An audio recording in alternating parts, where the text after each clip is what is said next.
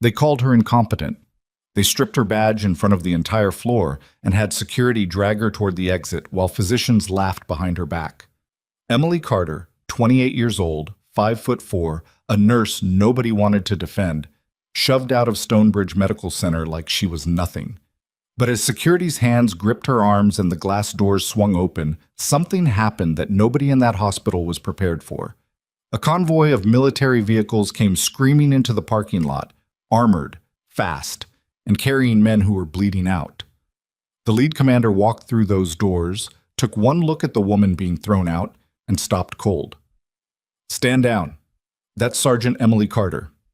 If this story has you hooked already, follow me so you don't miss what happens next. Like this video and drop a comment telling me what city you're watching from. I want to see exactly how far this story travels." The morning started the way most bad mornings do, quietly, with no warning that anything was about to fall apart. Emily Carter arrived at Stonebridge Medical Center at 6:45, 15 minutes before her shift technically began. She always did. Not because she was trying to impress anyone, not because she needed the overtime logged. She did it because the night crew at Stonebridge ran lean, and there was usually something waiting, a patient who hadn't been repositioned, a medication timing that had slipped, a family member sitting alone in the hallway because no one had thought to update them. Emily noticed those things. She had trained herself to notice them in environments where missing a detail got someone killed, and that habit did not turn off just because she was now wearing scrubs instead of body armor. She badged through the staff entrance, nodded to Dale at the security desk, and walked straight to the ER locker room to drop her bag. The hospital smelled like industrial cleaner and recycled air. Fluorescent lights buzzed faintly overhead. The linoleum floor had a crack running from the nurses' station down toward Bay 4 that the maintenance department had been promising to fix for 6 weeks. Stonebridge Medical Center was not a bad hospital. It was a mid-sized regional facility in West Haven, the kind of place that handled everything from car accident trauma to pediatric cases to elderly patients with nowhere else to go. It had decent equipment, a reasonably talented surgical staff, and one very serious problem: Richard Lawson. Lawson was the chief administrator. He had held the position for 9 years, and in that time he had built the kind of institutional authority that made people nervous to challenge him even when they knew he was wrong. He was tall, well-dressed, precise in his speech, and completely intolerant of anyone whose presence made him look less essential. He had a gift for identifying threats to his position and neutralizing them before they became visible to anyone above him. And for reasons Emily had not fully understood when she first started working at Stonebridge 8 months ago, she had landed directly in his crosshairs. She did not know it yet, but today was the day he planned to finish it. Emily pulled on her badge lanyard and walked out to the floor. The overnight nurse, Priya, gave her a grateful look and started the handoff summary. 4 patients in active monitoring, 1 post-op hip replacement in room 6, who was running a mild fever. A teenager in Bay 2 with a respiratory infection that kept spiking. An elderly man in room 9 who had been brought in by his daughter at 3 in the morning, confused and combative, who Priya suspected was in the early stages of septic shock, but whose blood work hadn't come back yet. "Room 9 is the one to watch," Priya said, voice low. "His daughter has been asking for updates every 20 minutes. Dr. Halverston was supposed to check in at 5, but he didn't come down." Emily nodded. "I'll go see him first." The man in room 9 was named Walter Briggs. He was 71, with a medical history that included type 2 diabetes, a prior stroke, and a heart valve repair from 4 years ago. He was awake when Emily came in, but not fully present. His eyes tracked her without recognition. His skin was warm and slightly clammy. His daughter, a woman in her mid-40s named Sandra, stood up from the chair in the corner the moment Emily walked through the door. "He was fine 2 days ago," Sandra said. Her voice had the tight, controlled quality of someone who had been crying earlier and was determined not to do it again. "He was home, he was eating, he was watching TV, and then yesterday afternoon he just stopped making sense." "When did the confusion start?" "Around 2 in the afternoon. He kept asking where my mother was. My mother died in 2019. Emily checked his IV line, pulled up the monitoring data on the bedside tablet, looked at his last set of vitals. Heart rate elevated. blood pressure dropping from the overnight reading, respiratory rate climbing. She pressed 2 fingers gently to his wrist and counted. Has anyone mentioned the possibility of infection to you? The night doctor said they were waiting on labs. Labs should be back by now. Emily looked at the tablet again and saw that they were, but no one had flagged them. She read the values twice. Elevated white cell count, lactate trending up, CRP through the floor. She walked out to the station, pulled up the attending physician's schedule, and found that Dr. Halverston had not in fact checked in. He was listed as on floor, but his last documented patient contact was from 11 the night before. She paged him. While she waited, she went back to Mr. Briggs, adjusted his IV rate, checked his catheter output, and documented the sepsis indicators in his chart. When Halverston didn't respond to the page within 8 minutes, she paged him again and simultaneously sent a flag through the hospital's internal alert system to the charge physician on duty. The charge physician was Dr. Marcus Foulds. He was 43, competent in a narrow and procedural way, and deeply loyal to Lawson. He came down to the station 12 minutes later, looked at Emily's documentation, and frowned. Why are you flagging this as sepsis protocol?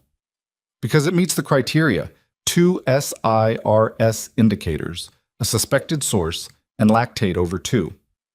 His temperature is only 38.1. His blood pressure has dropped 4 points since the last reading, and his output is low. Temperature is one indicator. It's not the only one. Foulds looked at her the way some of the physicians at Stonebridge had been looking at her for months, like she was a nurse who had forgotten what nurses were supposed to do. I'll review the chart, he said. You manage your patients. I am managing my patient? He walked away. Emily stood at the station for a moment, jaw tight. Then she went back to work. She spent the next 40 minutes moving between her 4 assigned patients, documenting everything carefully, checking in on Sandra Briggs twice more, adjusting the teenager's respiratory treatment when his oxygen saturation dropped briefly. Around 8:15, she heard raised voices near the administrative wing and recognized one of them as Lawson's. She didn't think much of it. Lawson was always loud about something. It was not until 8:42 that she understood the voices had been about her. She was at the medication cart when she heard her name. Not quietly, loudly, from the direction of the nurses' station, where Richard Lawson was standing with Foulds and 2 members of the hospital's patient relations team. Lawson was in a full suit at 8 in the morning, which was typical. What was not typical was the way the floor had gone quiet around him, nurses and orderlies finding reasons to look at their charts or their phones. Carter. His voice was flat. Not angry.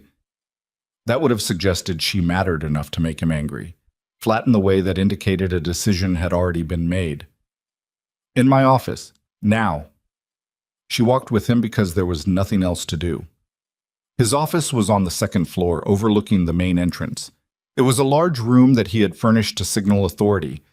Framed credentials on the wall, a desk that was too big for the space, chairs on the visitor side that were intentionally slightly lower than his own. Emily had been in this room twice before. Both times had been uncomfortable. This time felt different. Foulds came in behind them. So did a woman from HR named Tanya Gill, who would not meet Emily's eyes when she sat down. Lawson stood behind his desk and did not invite anyone to sit. I'm going to be direct, he said. We've received multiple complaints about your conduct on the floor, overstepping your scope of practice, interfering with physician decisions, disrupting the chain of command. Emily looked at him steadily. Who filed the complaints? That's not information I'm required to share at this stage. I flagged a patient this morning who I believe is developing sepsis. That's within my scope. That's exactly what I'm supposed to do. You contradicted Dr. Foulds' assessment. I documented my clinical observations. If Dr. Foulds disagrees, he can document his reasoning. Foulds shifted in his chair. He didn't say anything. Emily. Lawson opened a folder on his desk. She could see her employment file from across the room. This isn't the first time we've had concerns about your attitude toward the medical staff. You have a pattern of overconfidence, of behaving as though your judgment supersedes the physicians on this floor. I've never overridden a physician's order. You've questioned them, repeatedly. in front of patients and staff. I've raised concerns through appropriate channels. In 9 years, I have never had this level of friction from a nursing staff member. He said it like it was her fault, like she had imported the friction from somewhere else and spread it through his clean, well-run hospital. I've spoken with the Chief of Medicine and the Patient Relations Board. We're terminating your employment, effective immediately. You'll surrender your badge and your access credentials, and security will escort you out. The room was very quiet.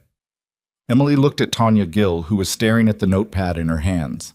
She looked at Foulds, who had developed a sudden interest in the window. She looked back at Lawson.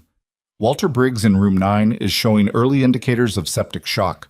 Someone needs to watch his lactate levels and adjust his fluids. That will be handled by the medical team. I want that documented. I want it on the record that I raised it before I left. Your documentation has been noted. Lawson nodded to Foulds, who stood. Please surrender your badge. She unpinned it from her lanyard, set it on the desk, did not throw it, did not say anything else. She stood, and she walked out. And she did not look back at Richard Lawson because she understood on some level that looking back at him would give him something she was not willing to give. The walk through the hospital floor was the worst part, not because she broke down. She didn't, but because she could feel the eyes. The nurses at the station who had been her colleagues for 8 months, some of whom had covered her breaks and shared lunches with her in the break room, were watching with that specific kind of pity that comes when someone is in trouble and everyone else is grateful it isn't them. A couple of them looked genuinely sorry. Most looked away. The residents near Bay 3 went very still as she passed. 2 security officers flanked her. Not touching her, not yet, but close enough that the message was clear to everyone watching. She kept her shoulders straight. She kept her pace even. She had walked through harder things than this, in harder places than a hospital corridor, and she had learned a long time ago that the way you carry yourself in the worst moment is what people remember. She was 20 feet from the main entrance when she heard it, the sound of engines, multiple, heavy, moving fast. It registered before she consciously processed it, that particular pitch, that particular volume. Not civilian vehicles. Through the glass doors, she could see the parking lot. 3 black SUVs and a military transport vehicle had cut across the lanes at speed and were pulling directly up to the emergency entrance. Not the main entrance, the ER bay, 40 feet to her left. Doors were already opening before the vehicles fully stopped. The security officer on her left said, "What the?" and then stopped talking because what came through the ER doors was not something Stonebridge Medical Center was equipped to process. 4 men. 2 of them mobile, 2 of them being carried. All 4 in tactical gear, stripped of identifying insignia, but the equipment was unmistakable if you knew what you were looking at. One of the mobile ones had his arm wrapped in a field dressing that had soaked through completely. The other was moving under his own power, but wrong. His gait was off, his left leg taking weight badly, and the expression on his face was the specific kind of control that people used when they were managing serious pain and had decided not to stop moving because stopping meant dying. Behind them came the 5th man. He was taller than the others, older. He moved the way certain men moved when they were in command. Not rushing, not performing, just moving with the kind of certainty that created space. He was in civilian clothes, but his bearing was unmistakably military. His eyes swept the ER in a single practice scan and landed almost immediately on Emily. She had stopped walking. The security officers on either side of her had also stopped because the situation had very suddenly expanded beyond whatever they had been trained to handle. The ER nursing staff was already responding, calling for trauma teams, clearing bay space, reaching for crash carts. Dr. Foulds, who had followed at a distance to watch Emily's exit, appeared at the edge of the hallway with a look on his face that had rapidly cycled from satisfaction to confusion to something approaching alarm. The 5th man walked directly toward Emily, not toward the nurse's station, not toward the triage desk, toward her. He stopped when he was close enough to speak at a normal volume, which in the sudden chaos of the ER meant he was very close. "Sergeant Carter." His voice was level, not a question. Emily looked at him. She had last seen Colonel James Ardell 3 years ago, in a different country, in circumstances that she did not discuss with anyone in her civilian life. He was thinner now, or maybe she was remembering him wrong. The lines around his eyes were deeper. Colonel, I have 4 operators, 2 critical, 1 probable tension pneumo, 1 femoral bleed that's been packed for, he checked his watch, 47 minutes, another with blast concussion and pupil asymmetry. 4th is walking, but his calf is open down to the fascia, and he is not going to be walking much longer. Behind him, someone dropped something metallic, and the sound cracked through the ER. Emily turned to look at the 2 security officers who had been escorting her. Then she turned to look at the ER entrance, where the injured men were being laid out on gurneys by their teammates, and where the hospital's trauma staff was converging in a way that looked organized but wasn't. Too many people asking questions at once, nobody with a clear picture of what they were actually dealing with. She turned back to Ardell. "I just got terminated," she said. "I know." He said it without breaking stride. "I'll deal with that." He turned toward the crowd, and his voice shifted register, not loud, but carrying, the kind of projection that came from years of being heard in loud places. "Listen up. This woman is taking command of this trauma room. Anyone who has a problem with that answers to me. Move." Nobody moved immediately. The ER staff looked at each other. Dr. Foulds, who had arrived at the edge of the bay, started to say something. "She doesn't have... She's been... I said move." Ardell didn't raise his voice, didn't have to. Emily was already walking. She pushed past the paralyzed cluster of residents at the gurney nearest the door and looked at the man on it. Mid-30s, built like a cornerstone, currently the color of old paper. The field dressing on his thigh was beyond saturated. She pulled on gloves from the cart that an ER tech had wheeled up. The tech, a young man named Oscar, who she had worked alongside dozens of times, met her eyes and nodded without asking questions. "I need a surgical tray, type and cross on all 4, 2 large-bore IVs on this one right now. Call the OR and tell them we're coming up in under 10 minutes, she said. Not loud, not performing authority, just saying what needed to happen in the order it needed to happen. "And somebody get me the pupil asymmetry patient's GCS. Oscar was already moving. One of the ER nurses, Maria, who had watched Emily's walk of shame across the floor 20 minutes ago, snapped into motion beside her without a word, pulling supplies, relaying orders to the desk.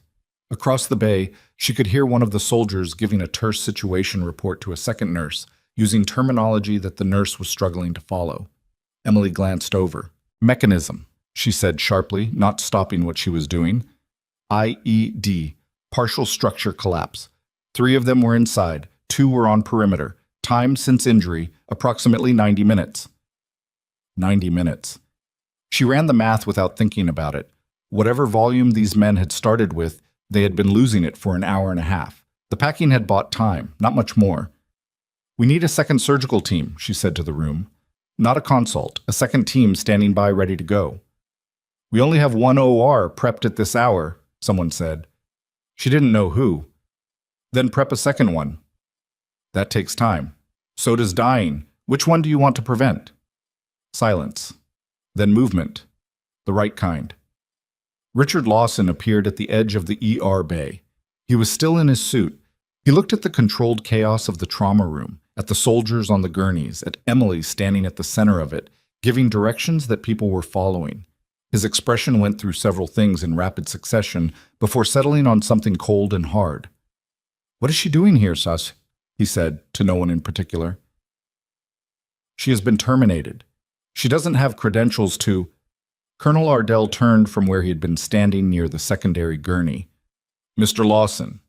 He had clearly obtained the name in the last 2 minutes from someone. "I suggest you step back. This is my hospital. I don't know who you are, but I'm the person whose men are on those tables." Ardell's voice was quiet in a way that was more threatening than loud. "And right now, the only person in this building I trust to keep them alive is the woman you just threw out the door. So unless you have something useful to contribute, I'm asking you to step back and let her work." Lawson did not step back, but he also did not speak again. Emily did not watch the exchange. She had already moved to the third gurney, where the soldier with pupil asymmetry was lying still with his eyes half open, and she was assessing his airway, her hands moving with a kind of efficiency that had nothing theatrical about it. She had done this in the dark, in the rain, with incoming fire 60 meters away. She had done it with no equipment at all except what she had carried in a pack. The ceiling lights at Stonebridge were very bright. The equipment was good. There were people around her who knew what they were doing, even if they didn't know what they were dealing with. She could work with this. The monitor beside her beeped 3 times in rapid succession, and she looked up at the numbers and felt something tighten in her chest. Not panic, something more useful than panic. The femoral bleed patient's pressure had just dropped below the threshold. "I need a vascular surgeon in this bay in the next 4 minutes," she said. "Dr. Kellerman is in a scheduled procedure." "Then pull him out of it." Oscar picked up the phone. Across the room, she could hear Lawson saying something to Fools, his voice low and furious. She caught fragments, liability and credentials and board.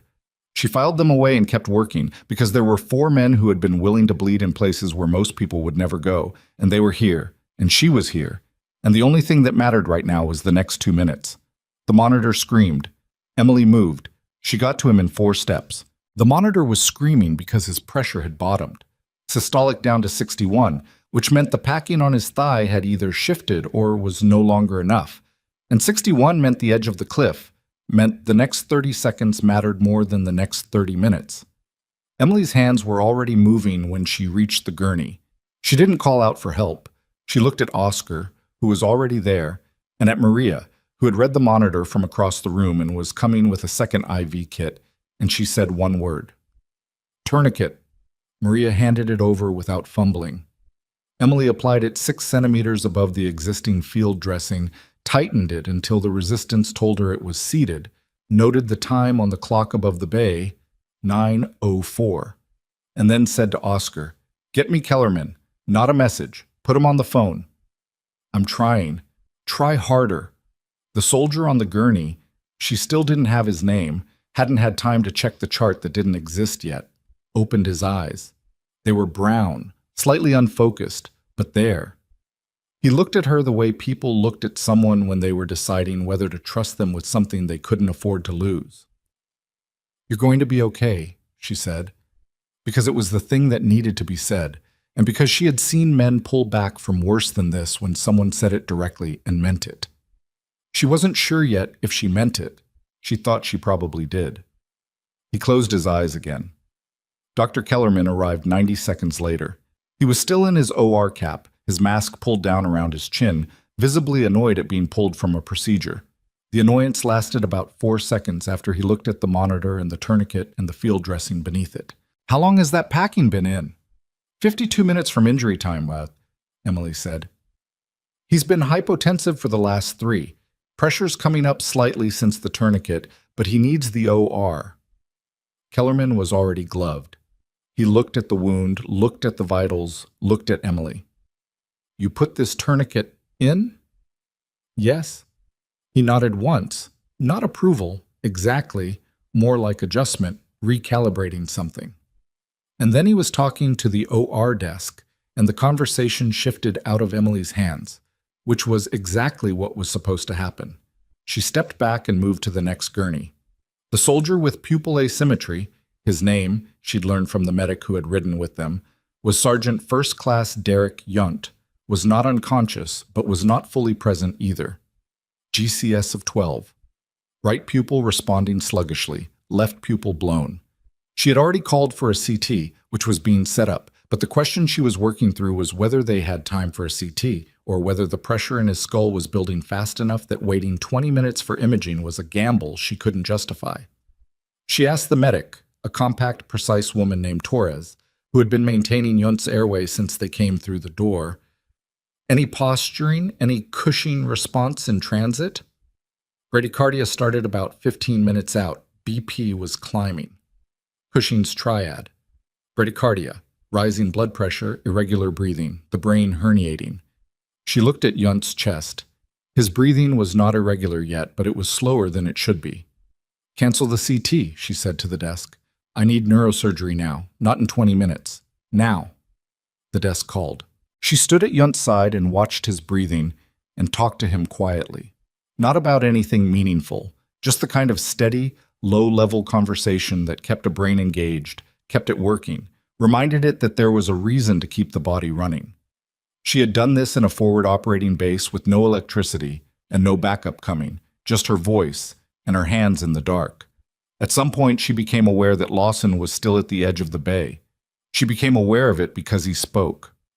"This has gone far enough." His voice was controlled, but there was something underneath it. Not fear exactly, more like a structure starting to flex under load. "Whatever Colonel, whoever you are, whatever arrangement you think you've made, this woman does not have hospital privileges. She is not authorized to perform. She's not performing surgery," Ardell said from somewhere to Emily's left. "She's triaging, coordinating, which is what a combat medic with 8 years of field experience does. She is a nurse with a terminated employment contract. If something goes wrong with one of these men, Stonebridge is not liable. I'm not worried about liability right now." A pause. "Are you?" Lawson didn't answer that. Emily kept her attention on Yunt and did not look up. But she heard it. She heard the specific quality of silence that followed Ardell's question, the kind of silence that meant something had landed that could not be unlandled. And she filed it, the way she filed things that mattered, and kept working. The neurosurgeon on call was a woman named Dr. Patricia Osei, who arrived in the ER bay 6 minutes after being paged. She was in her 50s, with close-cropped hair and reading glasses pushed up on her forehead, and she moved quickly without appearing to rush. She looked at Yunt's pupils, looked at his respiration, looked at Emily. "You're the one who called?" "Yes." "Based on?" "Bradycardia in transit. Blown pupil. GCS dropping." The medic confirmed Cushing response onset approximately 15 minutes from hospital arrival.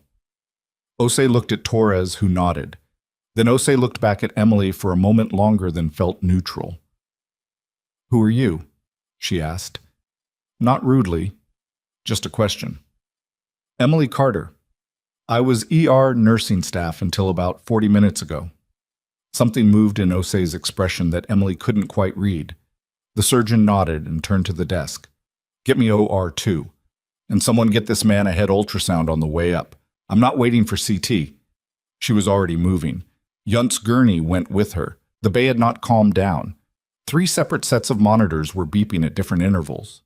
The soldier with the arm wound, his name was Reyes, she'd gotten a chart now, thin as it was, had been stabilized and was sitting upright on a gurney, ignoring the nurse trying to take his blood pressure so he could watch what was happening around him. The 4th soldier, the one who had been walking when he came in, had been sat down by Oscar against his considerable objections and was now being assessed for the leg wound that had opened down to the fascia. His name, according to the medic, was Cahill. He was 26 years old, and he kept saying he was fine. "You're not fine," Emily told him when she got to him. She looked at the wound. It was bad. Not immediately life-threatening the way the others were, but the kind of wound that looked manageable right up until the moment it didn't. "How long has this been open?" "Hour and a half, give or take." "Did you walk on it the whole time?" "Had to." She looked up at him. He had the specifically exhausted face of someone who had been running on adrenaline for 90 minutes and could feel it starting to drain. There was a smear of someone else's blood on his jaw that he either hadn't noticed or had noticed and decided wasn't relevant. "You need a vascular consult and probably debridement," she said. "You should sit still. The others are being handled. You don't need to manage this. Sit still." He sat still. It seemed to cost him something. Maria appeared at Emily's shoulder. "Kellerman's in the OR with the femoral. Osei took Yunt up. Reyes is stable, waiting on surgical consult for the arm. What do you need?" Emily looked at the bay, at the remaining soldier with the arm wound, now compliant with monitoring. At Cahill, sitting with his jaw tight. At Oscar managing the desk. At Torres, the military medic, who had sat down in the corner of the bay and was watching everything with the blank focus of someone who had been awake for a very long time and was running on professional obligation.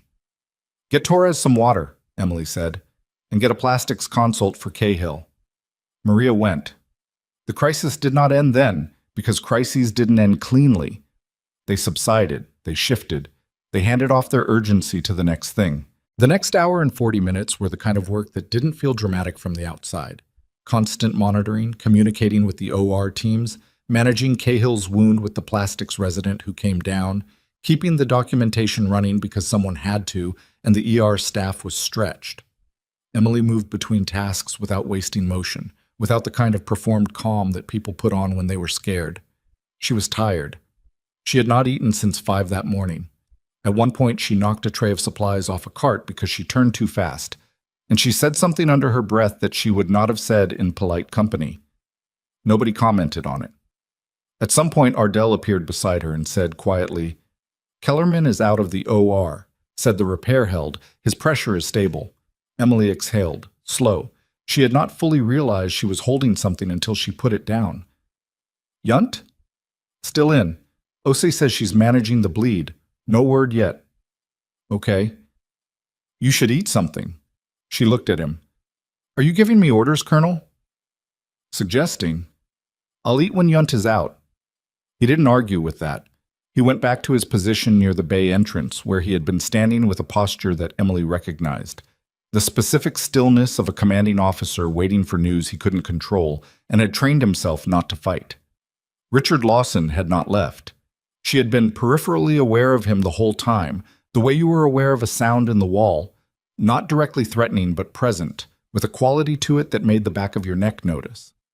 He was in the hallway outside the bay now, on his phone. He had been on his phone for 30 minutes. Whatever calls he was making them with the focused intensity of someone constructing a defense. Fouls was with him. They had spoken 3 times that she'd observed, briefly and close together, the way people spoke when they were aligning a story. Emily documented everything in real time. Not because she was expecting a fight, or not only because of that, but because it was what you did. You documented. You kept the record clean and complete.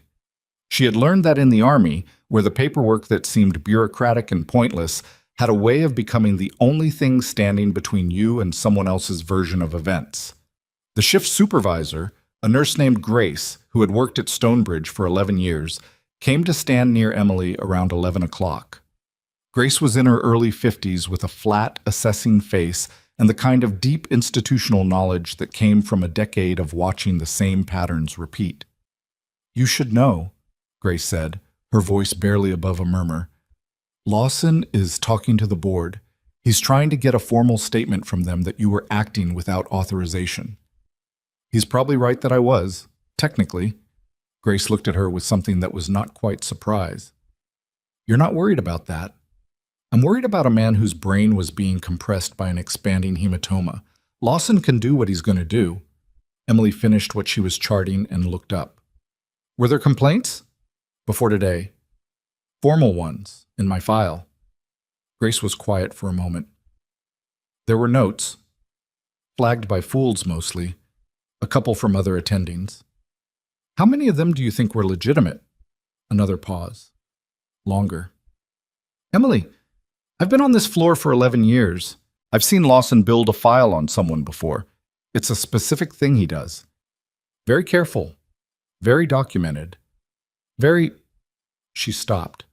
"I should have said something sooner." "You're saying something now." Grace nodded once and walked back to the station. The board notification came at 11:23. Tanya Gill from HR delivered it personally. A letter, printed on official Stonebridge letterhead confirming Emily's termination and noting that her actions since the termination order had taken effect constituted unauthorized medical practice and would be referred to the state licensing board. Tanya handed it to her with the look of a person doing a thing they knew was wrong and had decided not to think about too hard. Emily read it, folded it, put it in her scrub pocket. "Tell Mr. Lawson I received it," she said. Tanya walked away quickly. Ardell had seen the exchange from across the bay.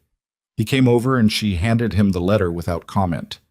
He read it, and something in his expression changed, not dramatically, but in the specific way that certain faces changed when a decision crystallized. "This is going to be a problem for him," he said. "He doesn't seem to think so. He doesn't know what I know yet." He folded the letter and handed it back. "There's a reason my team came to this hospital specifically, and it wasn't the closest option." She looked at him. "You came here because of me?" "We came here because someone who runs a medical intake program for special operations veterans reviewed the duty rosters at regional hospitals within 40 minutes of our position and flagged the name." He said it plainly, without drama. Your name. I didn't know I was flagged. We keep track of our people, even the ones who left. Emily said nothing for a moment. She was aware of several things at once: the low-level noise of the ER, the monitors, Maria's voice on the phone somewhere across the bay, the weight of the folded letter in her pocket, and something else, something she didn't have a clean word for, that had to do with 8 months of being looked at like she was less than she was, and this moment of being told that somewhere, in a system she had left, she had never stopped being counted. She looked away. I need to check on Cahill. Cahill was in Bay 2 with the plastics resident, who had been thorough and was now explaining the wound closure options with the careful detail of someone who had been trained to communicate clearly with patients and was not accounting for the fact that his current patient had probably stitched himself up in the field at least once. Cahill was tolerating the explanation with the patience of a man who understood he had to sit through it. How is it? Emily asked the resident. Manageable. He's going to need 2 layers of closure and antibiotics, and he should not have been walking on it for 90 minutes. I know, Cahill said. I've been told. Emily checked the vitals on the chart. Better than they had been. His color was improved, which was the kind of data point that didn't show up in numbers but mattered. She looked at him. Did you eat anything today? He blinked. Before the mission. I'll have someone bring you something. You really don't have to. I know I don't have to. She was already turning. You need calories. Stop being difficult. She heard him make a sound that might have been a laugh. Abbreviated, surprised, like he hadn't expected to make it. The news about Yunt came at 12:17. Osei came down from the OR, still in her surgical gown, which she had not done because she had to. She could have sent a resident, but which she did anyway, and Emily understood without being told that this was a courtesy and also something else, some acknowledgement of what had happened in the bay that morning. Osei found Emily at the station and said, He's stable. The bleed was venous, not arterial.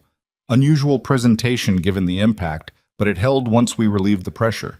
His neurostatus should be clearer in the next 6 to 8 hours. Emily nodded. She felt the thing in her chest that had been tight since 9:04 release by about half. You made the right call on the CT, Osei said. If we'd waited for imaging, he would have been in much worse shape. The medic flagged the Cushing response. I just acted on it. Osei looked at her steadily. That's not actually what I'm describing. Emily didn't answer. Osei left.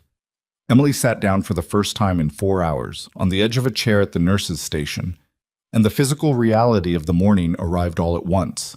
The ache in her lower back, the dryness in her throat, the faint tremble in her hands that she recognized as blood sugar and not emotion, though the distinction felt thin. Grace set a protein bar on the desk next to her without saying anything. Emily picked it up and ate half of it and stared at the station wall, where someone had taped a cartoon of a cat hanging from a branch that said, Hang in there, in a font that had been cheerful in 1987 and now just looked resigned. Across the floor, Lawson's office light was on. Through the glass wall of the mezzanine, she could see him standing at his desk, still on the phone, still building whatever he was building. Ardell sat down in the chair beside her. He did not bring anything with him, no paperwork, no phone. He sat the way soldiers sat when they were between things, fully at rest without being relaxed, as if the state of rest was something you occupied on purpose. Your discharge paperwork, he said. From the Army. You left after the Cairo Valley mission. She looked at the wall. That's a matter of record. The official record says you requested voluntary discharge, standard ETS, honorable. That's what it says. Emily. His voice was careful, not gentle. Ardell was not a gentle man, but precise. The way you were precise with something that needed to not be broken. I know that's not the whole story. I knew it then. I should have pushed harder. She turned her head and looked at him. He was looking at the wall, not performing guilt. He was too old and too contained for that.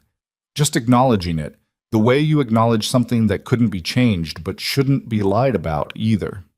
It was a long time ago, she said. Not that long. She didn't answer. There's something you need to know, he said. When we were routed to this location, when your name came up, I ran a standard clearance check. Cross-reference of current civilian placement against prior service records. Standard procedure. He paused. Your file triggered a secondary review. Why? Because there's a discrepancy. He turned to look at her now. The formal record of your voluntary discharge includes a performance notation filed 3 months before your ETS date. It flags an incident during the Kyra Valley operation. Medical decision under fire. Allegation of protocol deviation. Emily said nothing.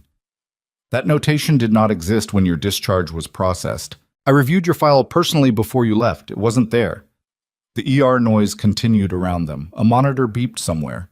Someone across the floor called for a wheelchair. The ordinary machinery of the hospital going about its business, indifferent to what was being said in this chair at this desk. Someone added it, she said.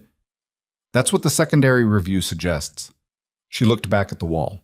The cat was still hanging from its branch, still being told to hang in there. When was the notation dated? Retroactively. Dated to 11 days before your ETS, but the metadata in the digital file shows it was created 14 months after you were discharged. He said it flat, without editorializing, but the weight of it was in the room, which means someone, after the fact, altered a federal military record to include a negative performance notation in the file of a discharged veteran. Why? Ardell's jaw moved, just slightly, the motion of someone choosing their next words with care. That's what the people I've been on the phone with for the last 2 hours are trying to determine. He looked at her. Emily, how did you end up at Stonebridge? She thought about it. Recruiter called, said they were looking for experienced ER nurses, that they'd seen my background, that it was a good position. I needed work. I took it. Who made the call? She thought harder. A placement agency. A name she had not spent much time thinking about. Meridian Health Staffing, standard placement firm. Ardell took out his phone and typed something. Why? She asked again. Because Richard Lawson's brother-in-law runs a company called Meridian Health Staffing, he said. And because someone made a phone call 3 months ago to a contact in Army personnel records.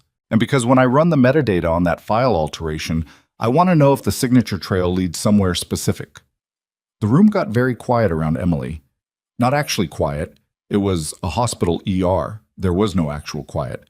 But quiet in the way that happened when the noise stopped mattering because the inside of your head was louder. He set me up, she said. Not a question. I think he found you, Ardell said, which is different and also worse. Someone with a reason to want your military record compromised used civilian channels to identify where you were, place you in a hospital he controlled, and then systematically build a case for your professional removal. He put the phone away. What I don't know yet is why. Why you specifically. What you know, or what you represent, that made you worth that kind of effort. Emily sat with that for a moment. Through the mezzanine window, Lawson's silhouette moved behind the glass. Still on the phone. Still talking.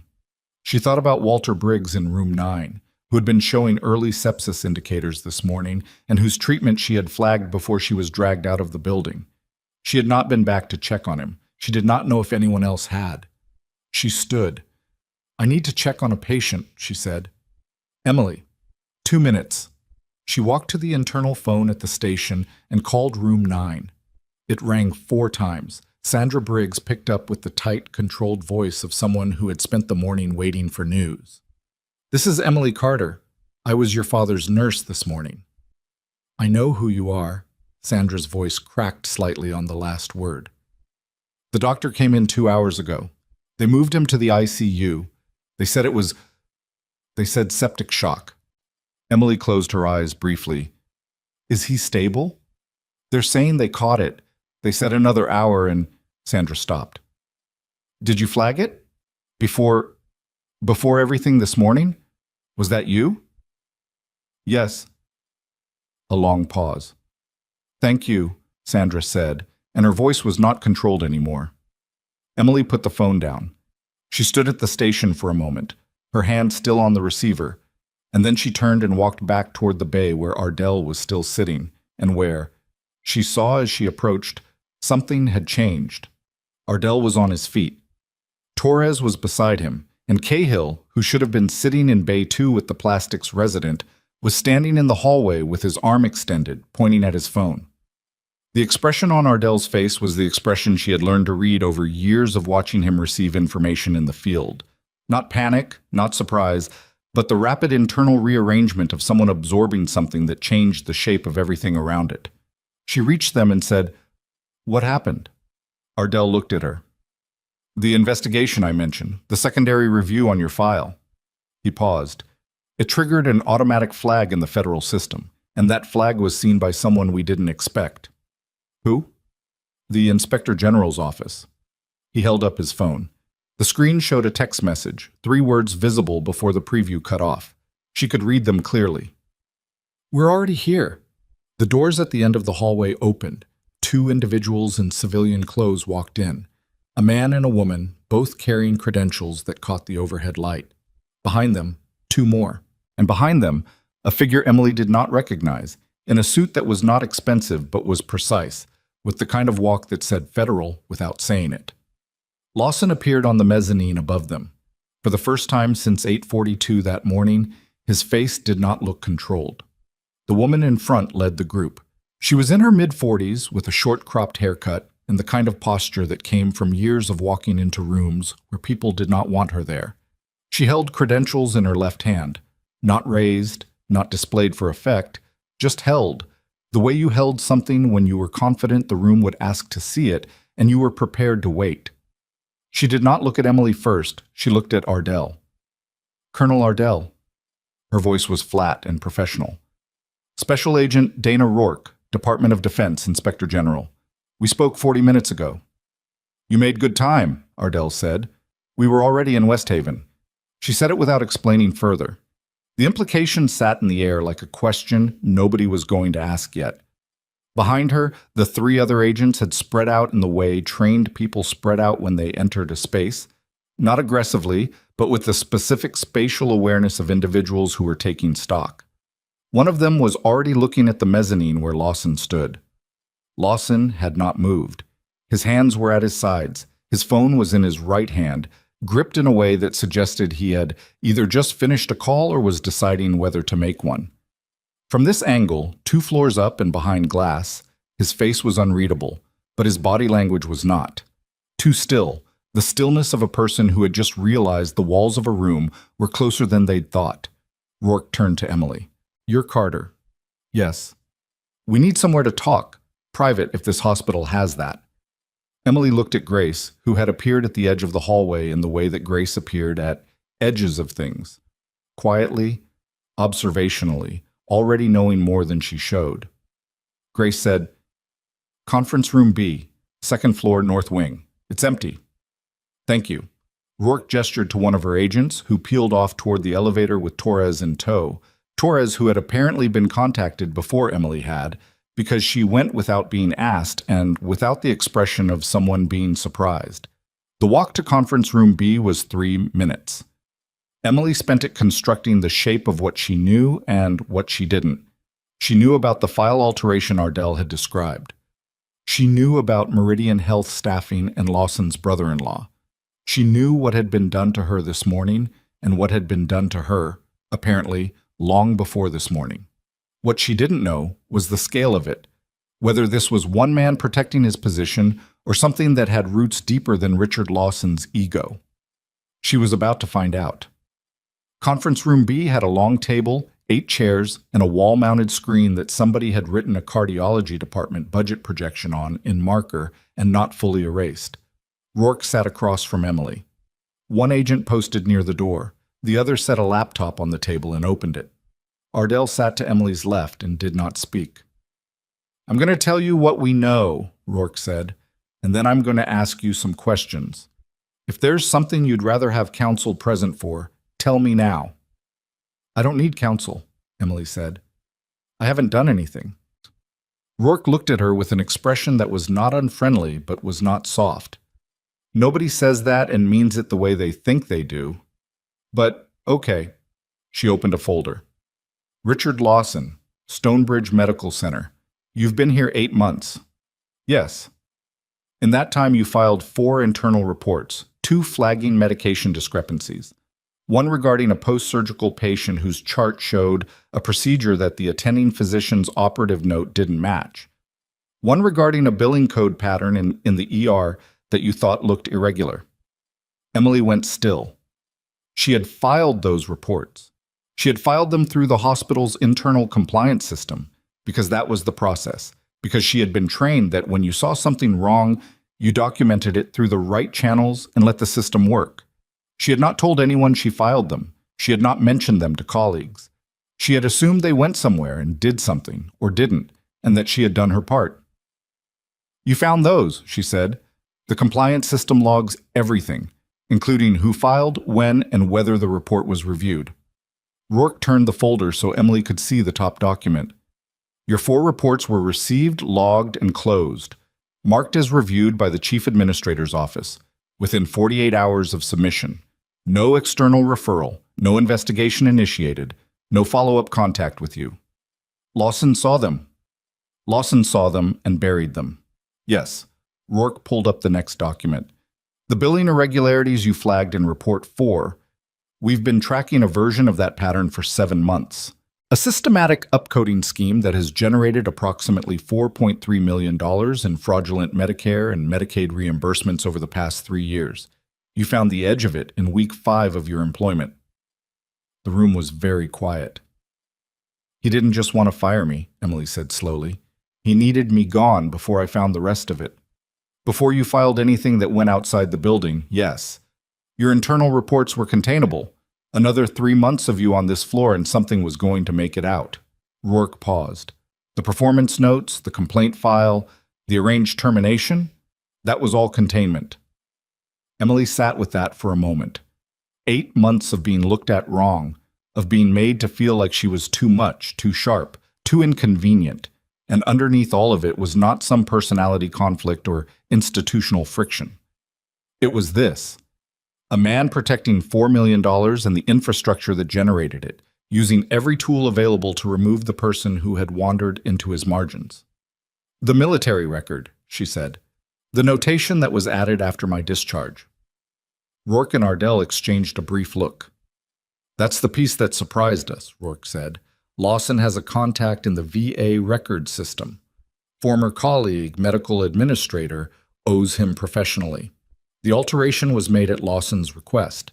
The purpose was to give him leverage. If you ever pushed back hard enough that he needed to discredit you, he had a documented military performance issue he could surface." Emily looked at the table. She thought about the Cara Valley mission, which she did not discuss with anyone and had not discussed with anyone for 3 years. And the idea of Richard Lawson, a man who had never been in a room where the stakes were people's lives rather than his own position. Using that as a weapon was something that moved through her in a way she couldn't fully categorize. Not quite rage. Something colder. "Has it been corrected?" she asked. "The record. It was flagged for correction the moment our review identified it. That process is underway." Rourke closed the folder. "I want to ask you about the billing pattern you flagged, specifically the ER procedure codes in the 4th report. How did you identify it?" Emily told her. It was a straightforward explanation. She had noticed that certain procedure codes were appearing on charts for patients she had treated, patients whose actual treatment she remembered clearly, and the codes didn't match what had been done. She had pulled a 2-week sample and documented it. She had not been trying to build a case. She had just been doing what she always did, which was paying attention to things that were wrong. Rourke listened without interrupting. The agent at the laptop was typing. When Emily finished, Rourke said, "That documentation, your 4th report, is it only in the internal compliance system?" "I kept a copy." Ardell looked at her. "On an external drive. At home." She paused. "I keep copies of things I flag, in case internal channels don't, in case something doesn't move through the way it should." Rourke was quiet for exactly 2 seconds. "We're going to need that drive." "I'll get it." "Not yet. Not until we've secured the process. If Lawson knows this meeting is happening..." Rourke stopped, looked at the agent at the laptop. Something passed between them. "He knows," the agent said without looking up from the screen. "His attorney filed an emergency injunction request 40 minutes ago. He's arguing Carter's actions today constituted unauthorized medical practice and created hospital liability. He's trying to get ahead of the record.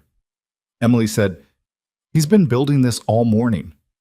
"He's been building this for 8 months," Rourke said. "The problem is that this morning gave him new material. Every minute you spent in that trauma bay," to his attorney, "is a minute of unlicensed medical activity he can document." She looked at Emily directly. "How bad is the exposure?" Ardell answered before Emily could. 4 soldiers are alive who might not be because of what she did in that bay this morning. If Lawson wants to make that his argument, he's welcome to make it in front of a federal judge. Rourke did not look reassured by this exactly, but she nodded. "We're going to move fast. I need you to stay on hospital grounds and reachable. Can you do that?" "I'll stay," Emily said. Rourke stood. The meeting was over. On the way out, she paused at the door and turned back, and what she said next was not official, was clearly not part of the interview. It had a different quality to it, more like something she had thought about whether to say, and decided to. The people who filed those malpractice complaints he buried, 3 separate patients going back 2 years, one of them died 4 months after filing. She said it without inflection, just information. Then she left. Emily sat in the empty conference room for a minute after the door closed. Ardell stayed. "You okay?" he asked. "No," she said, which was honest. He nodded. That was enough. She went back to the ER floor. She went because sitting in a conference room did not help anyone, and because the floor was where she understood how to function, and because if Lawson was building a record of her unauthorized activity, then what she could do was be useful and visible, and let the people who needed to make decisions about her see exactly what she had done and why. The floor had changed while she was upstairs. Word had moved through the hospital the way word always moved through hospitals. Not announced, not official, just absorbed into the atmosphere until everyone knew without being told. The federal agents in the building, the fact that they had gone upstairs with Emily, the fact that Lawson had not come down from the mezzanine in the past hour, these things had moved through the staff and left a residue that Emily could feel when she walked back onto the floor. People were not behaving differently, exactly, but they were aware. Grace met her at the station. "Lawson's attorney is in the building." "I know." "He also called the chief of medicine. Dr. Vance is here now. He's in Lawson's office." Emily looked at the mezzanine. The blinds had been partially drawn. "And the soldiers?"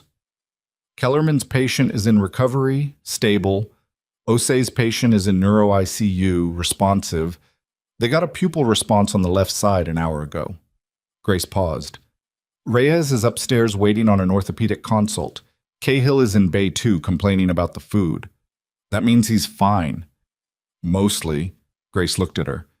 There was something in Grace's face that Emily had not seen before, not the careful neutrality of an 11-year institutional employee, but something more direct. "There's a patient in room 9, Walter Briggs. His daughter has been asking if you're still in the building." "I know. I called her. She asked if you could come up when you have time." Emily looked at the floor, not avoiding the question, just thinking. Then she said, "Cover me for 20 minutes." Room 9 was quieter than the ER. The ICU had taken Walter Briggs 3 hours ago. But Emily went to the room where he had been anyway, because Sandra Briggs was there, packing up the things her father had left. A cardigan, a pair of reading glasses, a phone charger. She looked up when Emily came in. "He's responding," Sandra said. "They're saying if the lactate keeps coming down—" She stopped, gathered herself. "The doctor who saw him this morning, he told me they caught it in time, that the chart flagged it before anyone looked. I documented what I saw." "Before they fired you?" "Yes." Sandra was quiet for a moment. She folded the cardigan with the careful attention of someone doing something ordinary because the alternative was too much. Then she said, "Is there something I can do? For what happened to you today?" "No," Emily said. And then, because it was true and Sandra seemed like someone who could handle true things, "But maybe. There may be a formal process. If so, someone may ask you to speak to what happened this morning. Would you be willing?" "Yes," Sandra said immediately. No hesitation. Emily nodded and left. She was halfway back to the elevator when her phone buzzed. Ardell. She read the message once, stopped walking, read it again. IG just served Lawson. Criminal referral, not civil. Federal wire fraud and falsification of government records. They're taking him in for formal questioning in 20 minutes. His attorney is fighting it. It's not going to work. She started walking again, faster. When she came out of the elevator onto the main floor, the lobby outside the administrative wing had a quality she recognized, the specific pressurized stillness that preceded something. 3 people from Rourke's team were outside Lawson's office door. The attorney, a man in a charcoal suit, was speaking rapidly in a low voice that he was trying to keep controlled. Through the glass wall, she could see Lawson standing at his desk. He was not on the phone anymore. He was looking down at something on his desk. From this distance, she could not tell what it was. Rourke stepped into the hallway and said something to the attorney that the attorney clearly did not like. He responded. She responded. He held up a document. She held up a different document. Fowles appeared from somewhere to Emily's left. He saw her, and something in his face went through several expressions quickly before settling into something she could only describe as a man realizing he had boarded a ship that was going down and that the time for choosing a different ship had passed. She did not say anything to him. The door to Lawson's office opened. Lawson came out. He was still in his suit. He still looked composed in the external way, posture correct, chin level. But his eyes, when they found Emily across the hallway, had something in them that she had not seen before. Not guilt, exactly. Something more fundamental than guilt. Something that lived underneath. Recognition. Of what he had done and what was coming. He looked at her for 3 full seconds. Then Rourke's hand was on his arm, and the attorney was speaking again, and the formal machinery of consequence was moving around him the way it moved when it had enough evidence and enough authority and didn't need to hurry because there was nowhere left to go. Emily stood in the hallway and watched, and then her phone buzzed again. A different number. She didn't recognize it. She answered. "Is this Emily Carter?" A voice she didn't know, male, careful, official. "Yes. This is Major Theo Winslow, JAG Corbs. I've been assigned to your case by Colonel Ardell's office." A pause. "Ms. Carter, I've been reviewing the alteration to your military discharge record, the retroactive notation." Another pause, longer. "I need to ask you something, and I need you to think carefully before you answer." "Okay." "The Kyra Valley mission. Your discharge came 18 months after that operation. Is there anyone outside your chain of command who knew the specific details of your medical decisions that day? Anyone civilian? Anyone with access to after-action reports who shouldn't have had it?" Emily stood very still in the middle of the hallway, because she did know. There was one person, someone she had never associated with Stonebridge or with Richard Lawson or with any of this. Someone from a different chapter entirely. "Yes," she said slowly. "There's one person." "Who?" She said the name. The silence on the other end of the line lasted long enough that she checked to make sure the call was still connected. When Winslow spoke again, his voice had changed. "Ms. Carter, I need you to stay exactly where you are and not speak to anyone until I call you back." The call ended. Down the hall, Lawson was being walked toward the elevator. His attorney was still talking. Nobody was listening to the attorney. Fowles was against the wall with the expression of a man cataloging everything he'd said in the past 8 months and wondering which parts would matter. Emily stood in the hallway with her phone in her hand and a name in her head that had just cracked the shape of everything she thought she understood about the past 3 years, and the next call from Major Winslow could not come fast enough. She stayed where she was, not because Winslow had told her to, though he had, but because the name she had just said out loud was still sitting in her chest like a stone dropped into still water, sending rings outward in every direction, and she needed a moment to let them settle before she moved. The name was Dr. Philip Garrett. Garrett had been a civilian medical consultant embedded with the forward operating base during the Kyra Valley deployment. He had access to after-action reports. He had been present for the debrief that followed the mission, the one where Emily's decisions had been reviewed, where the chain of command had ultimately cleared her, where nothing negative had been entered into any record because there was nothing negative to enter. He had been quiet during that debrief, attentive. She had not thought much about him afterward. He had cycled out of the FOB 2 weeks later, and she had never seen him again. She had also never known, until approximately 40 seconds ago, that she had a reason to think about him. She thought about him now. Garrett had been brought in through a DoD contractor program, she remembered that. Independent consulting arrangement, some kind of specialized trauma assessment role. She had not known his full background. You didn't always know. Out there. And it wasn't always relevant. He had been professional, quiet, and thorough in the way that some civilian consultants were thorough, observationally cataloging everything. She had assumed at the time that it was professional rigor. The hallway was emptying around her. Lawson had been moved toward the administrative wing with Rourke's team. The attorney had followed, still talking to no one in particular. Fouls had disappeared somewhere.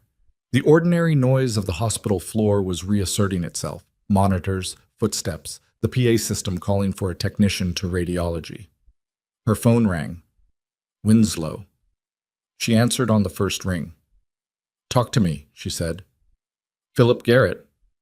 Winslow's voice was controlled but faster than it had been 20 minutes ago. "Do you know where he's been since the Cairo Valley deployment?" "No." "He left federal contracting 18 months after you did.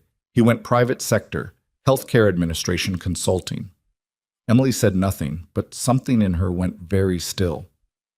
"His current client list," Winslow said, "includes 3 hospital systems.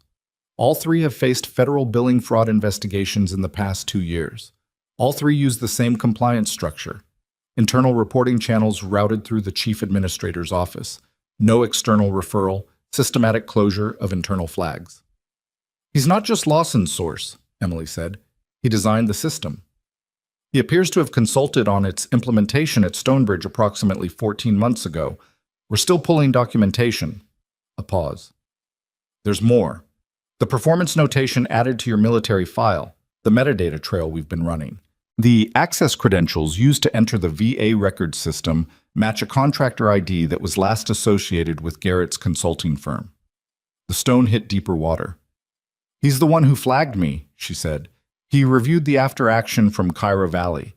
He knew I had seen irregularities in that debrief, even if nothing was ever filed, and when Lawson needed a compliance threat removed, he pointed him at me. That's the theory we're working with. What I need to know is whether Garrett ever had additional contact with you after the FOB. Anything outside the formal debrief. Anything that felt irregular at the time." She thought, carefully. Because the answer to this question mattered, and she was not going to approximate it. She went back through the 2 weeks she had overlapped with Garrett, scene by scene, the way she had trained herself to review patient encounters, not impressionistically, but specifically. "Once," she said, 2 days before he cycled out, he asked to review my field notes from the Cairo Valley response. Said it was for his assessment report. I let him photograph the pages." "Were those notes in your official record?" "No, they were personal. Working notes I kept separately." Winslow was quiet for exactly the length of time it took to understand what that meant. "He had details about your decisions that weren't in the official after-action." "Yes." "Which means when Lawson needed to build a case against your military record, Garrett could provide specifics that would make the fabricated notation look credible, context that only someone who had been there would know." "Yes," Emily said again. "Okay." Winslow took a breath. "Here's where we are. Rourke's team has Lawson in formal questioning. The billing fraud referral is active. The record's falsification is a separate federal charge. That one is solid because the metadata doesn't lie, and the contractor ID creates a direct link.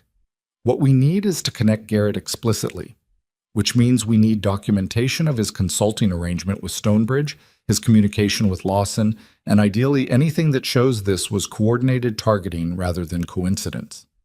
The external drive I mentioned to Rourke, my 4th compliance report, the billing irregularities. If Garrett designed the system, there will be signatures in the structure that match his other clients. Rourke would recognize it if she compared them. She's already requested records from the other 2 hospital systems. That comparison is going to happen." A pause. "Emily, is there anything else Garrett might have that he could use? Anything from Cairo Valley, or after that could be weaponized?"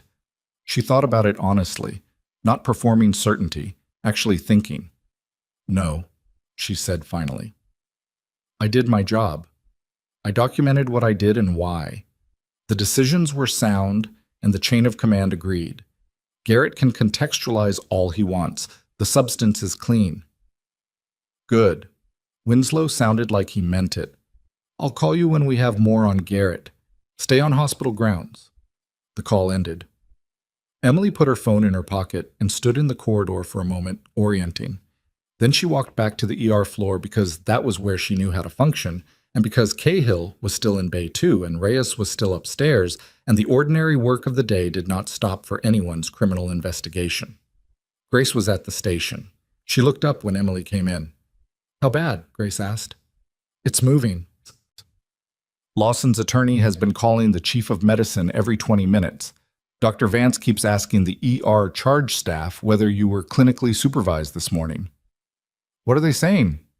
Depends who you ask. Grace said it without inflection, which meant the answers were not uniformly favorable. The residents who were in the bay mostly said yes. A couple of the attendings are being careful. Careful means they're watching to see which way it falls. Yes. Emily nodded. It was not surprising. Institutions protected themselves. The people in them did the same, and she had known this morning, when she stepped back into that bay, that the legal and professional complexity of what she was doing was something she was choosing rather than something she was unaware of. She had chosen it because there were men bleeding on gurneys, and that was not a complicated calculation.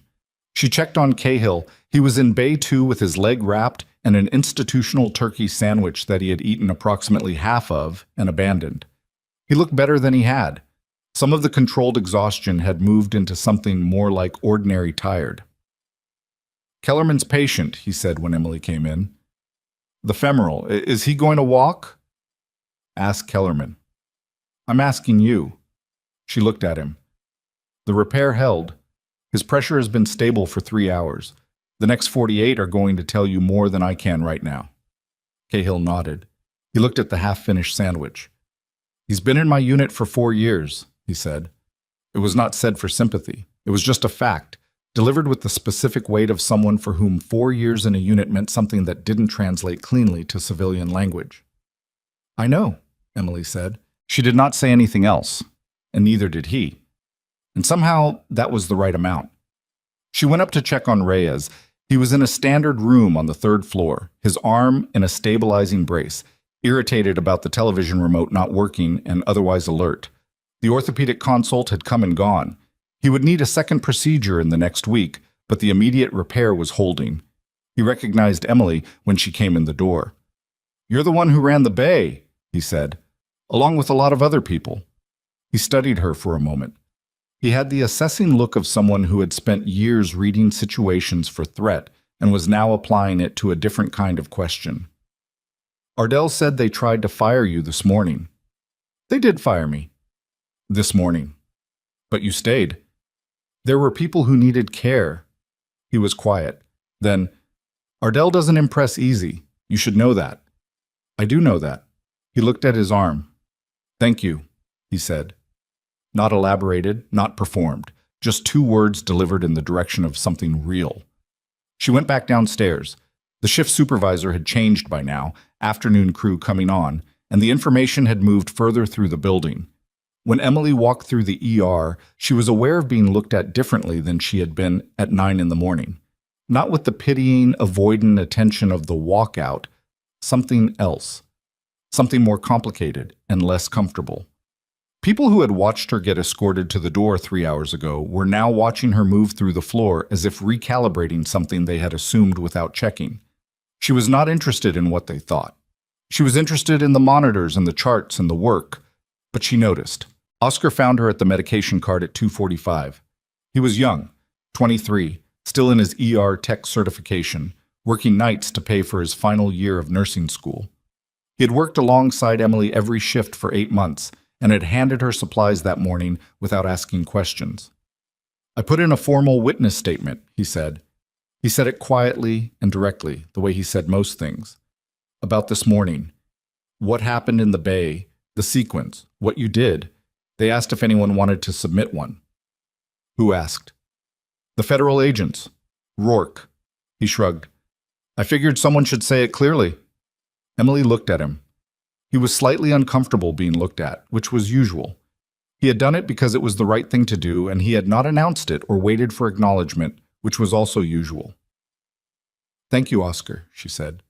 He nodded and went back to work. At 3:15, the board meeting happened.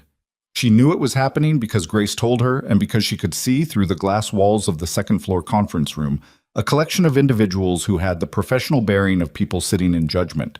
The Stonebridge Board of Directors, 7 of them, called to an emergency session. Dr. Vance was in there. 2 of the senior physicians. Rourke's team had provided documentation before the meeting started, which Grace also knew because Grace knew everything that moved through this building. Emily did not go up. She was not invited. She waited on the floor, and she worked, and she let the process happen in rooms she wasn't in, because she had put her evidence in the right hands, and she understood that some things had to finish without her in them. The board meeting lasted 90 minutes. What came out of it arrived at the ER floor not through any official channel, but through the specific informal network of a hospital staff that was paying attention. Dr. Vance had come down first, at 4:47, and spoken to Grace for 6 minutes. Then Grace had come to find Emily. Lawson is suspended pending the federal investigation, Grace said. Fowles is suspended as well. Apparently there are questions about his involvement in the complaint file. The board has appointed an interim administrator. She paused, and they've asked HR to formally review your termination. Emily said, review, not reverse. Review is the word they used. Grace looked at her steadily. But the tone was the other thing. Emily nodded. She went to the locker room at 5 o'clock and sat on the bench and looked at the floor. The day had been 11 hours of sustained pressure, and she could feel it now in a way she hadn't been allowing herself to feel it. Not collapse, just the particular heaviness that came when your body understood that the acute phase was over and presented you with the bill. She thought about Cara Valley. She did so deliberately, the way she sometimes did when something from that period surfaced. Not avoiding it, not dwelling in it, just looking at it directly enough to confirm it still had the same shape. 3 operators and a translator, 2 kilometers from extraction, a structure collapse, 4 casualties including one that could not be saved no matter what she did. She had made the right calls in the right order. She knew that then. She knew it now. The fact that Garrett had photographed her field notes and handed them to a man who wanted to use them as a weapon did not change what had actually happened. What it changed was what she understood about the past 3 years. Her phone buzzed. Winslow. We have Garrett, he said. She straightened. Where? He was in West Haven, has been for the past 2 weeks, which is why Rourke's team was already in the area when Ardell's flag triggered. A pause. He was not here by coincidence.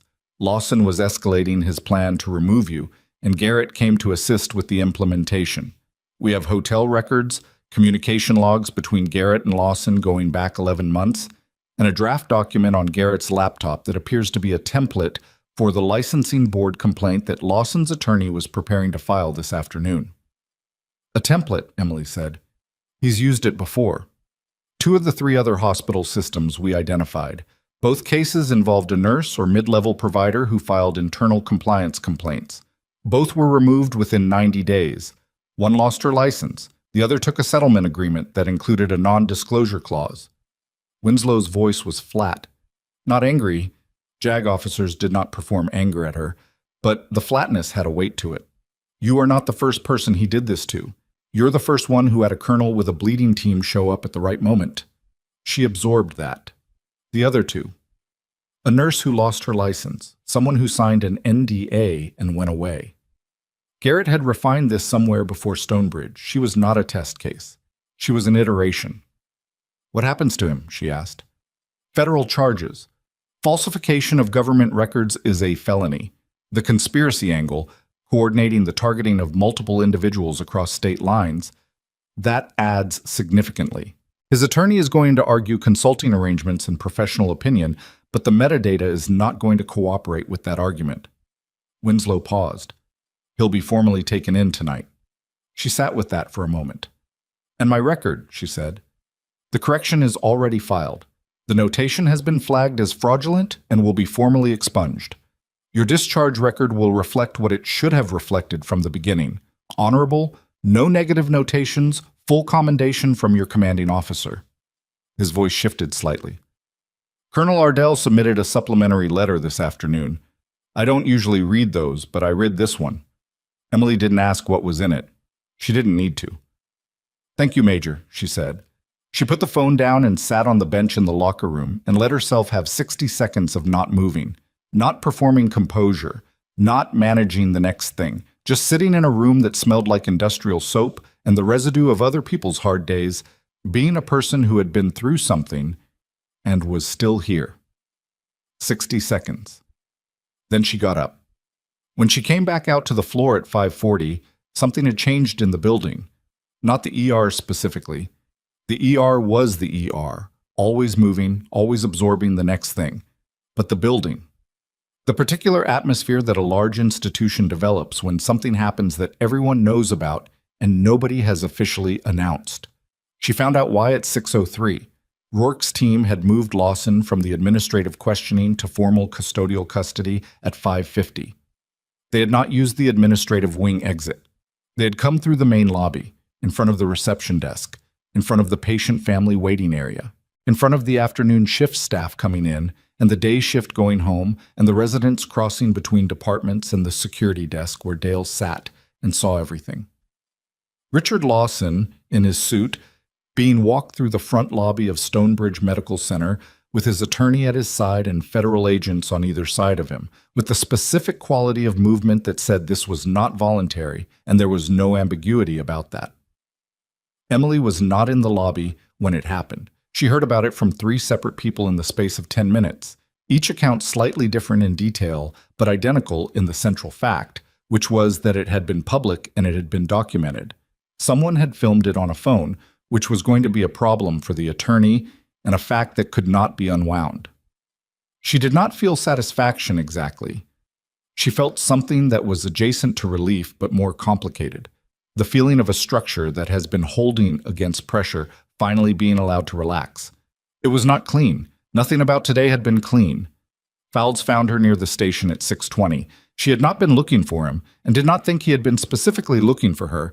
He had materialized with the look of a man who had decided he needed to say something and was not sure how to start it. He was not suspended until the following morning. She would learn later. At this moment, he still had his badge and his floor access and his prior certainty, all 3 of which looked considerably less stable than they had at 8:30 that morning. "The complaint file," he said. His voice was careful. "The notes I submitted about your conduct." "Yes." "Some of them were—" He stopped, recalibrated. "Lawson asked me to document interactions. He said it was standard administrative process. I didn't ask why." Emily looked at him. A man who spent 8 years serving in the Army Medical Corps was systematically targeted, had her federal record falsified, and was set up to be professionally destroyed. And you didn't ask why you were being asked to build the file. He looked at the floor. "No," she said. "You should talk to the investigators." "I know. Tonight, not tomorrow." He nodded once, still looking at the floor, and walked away. She watched him go and felt nothing in particular. Not anger, not forgiveness, just the clear-eyed recognition of a person who had made a small, convenient choice that contributed to a larger harm and was now standing inside the consequences of it. The evening moved through its ordinary rhythms. New patients came in. The post-afternoon shift settled. Emily stayed on the floor because she did not have a clear status, not formally reinstated, not formally anything, suspended in the space between what had been done to her and what was being corrected. And Grace had told her to stay, and Dr. Vance had not told her to leave, and the patients were there, so she worked. At 7:45, Ardell came to find her. He had been in and out of the building all day, phone calls, meetings with Rourke's team, coordinating with his own chain of command about the operators upstairs. He looked tired in a way that he was not going to acknowledge, and she was not going to point out.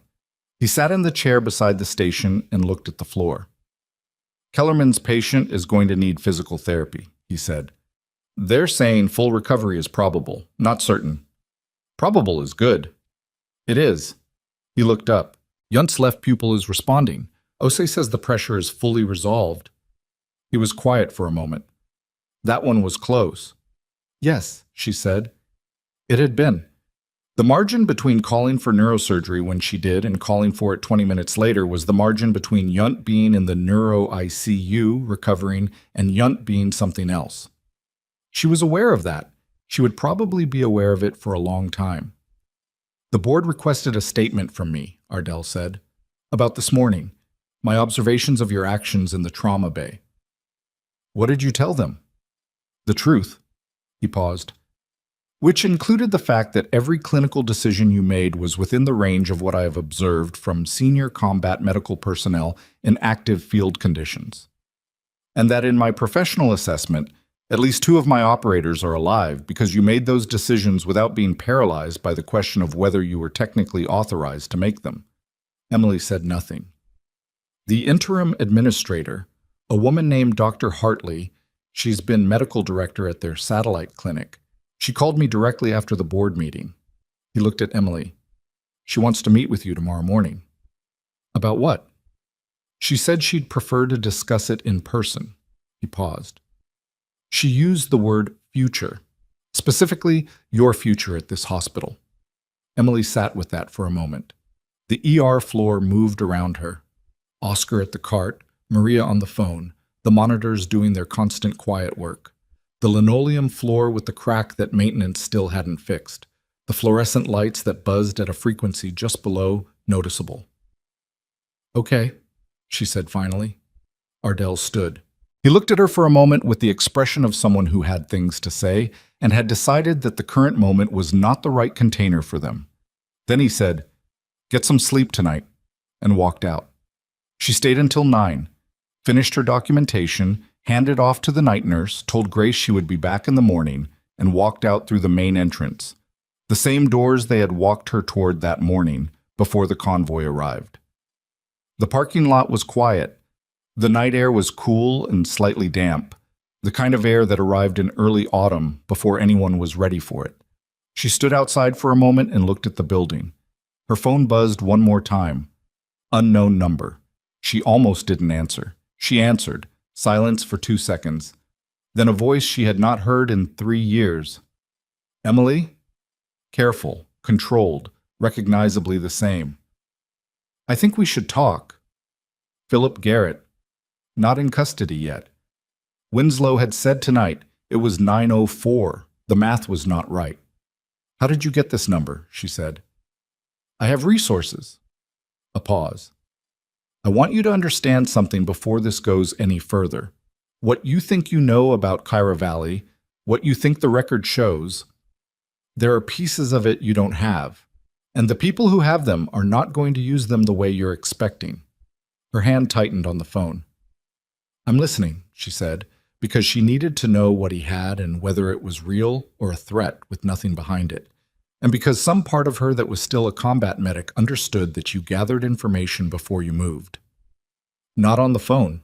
His voice was steady, almost professional, as if this were a consulting call, and not a man trying to find leverage while federal agents were somewhere in this city with his name on a warrant. There's a diner 3 blocks from the hospital, Kendall's. I'm there now. If you come, I'll tell you everything. If you don't... He stopped. Let the silence carry the implication. She stared at the hospital entrance. Give me 15 minutes, she said. She hung up, turned around, and walked back through the doors, straight to the ER station, where she picked up the phone and called Rourke's cell. He's at Kendall's Diner, she said when Rourke answered.